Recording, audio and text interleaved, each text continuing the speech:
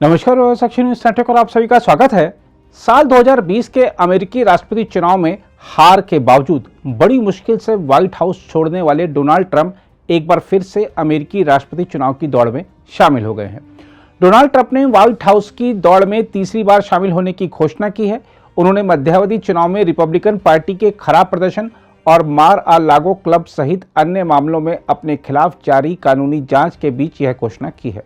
हालांकि Republican party 2020 के राष्ट्रपति चुनाव में हार स्वीकार करने से इनकार करने वाले डोनाल्ड ट्रंप को अपना उम्मीदवार बनाने पर विचार करेगी या नहीं, इस पर सभी की निगाहें अभी टिकी हुई हैं।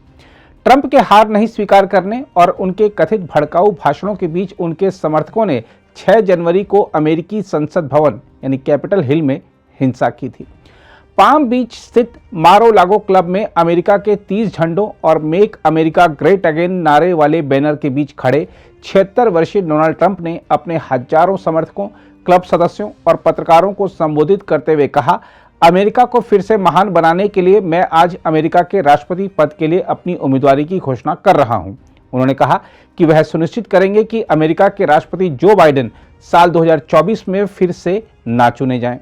ट्रंप ने कहा, मैं आपकी आवाज हूं। इसके बाद उन्होंने संघीय निर्वाचन आयोग में आवश्यक कागजी कार्रवाई पूरी की।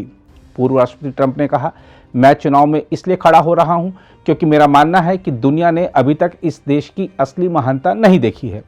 उन्होंने कहा कि मानो या ना मानो, लेकिन हम उस शिखर पर अभी नहीं पहुंचे हैं। उन्होंने कहा कि अमेरिका मुश्किल समय से गुजर रहा है।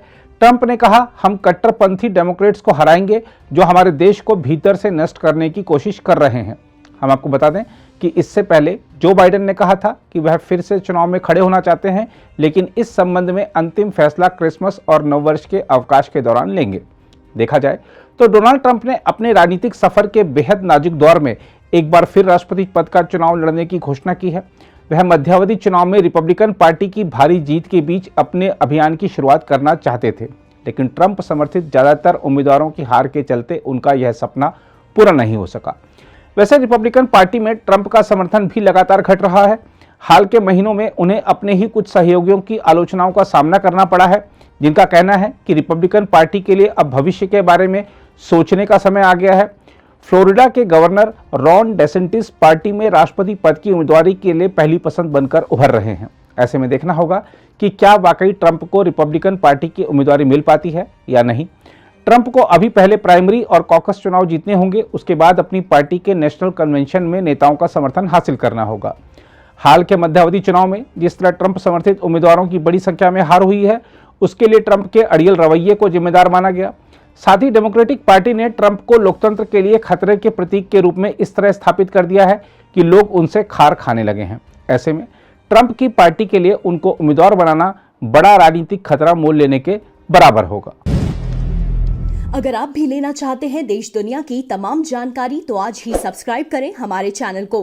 साथ ही नीचे दिए बेल आइकन को जरूर दबाएं ताकि हर अपडेट आप तक पहुंच सके।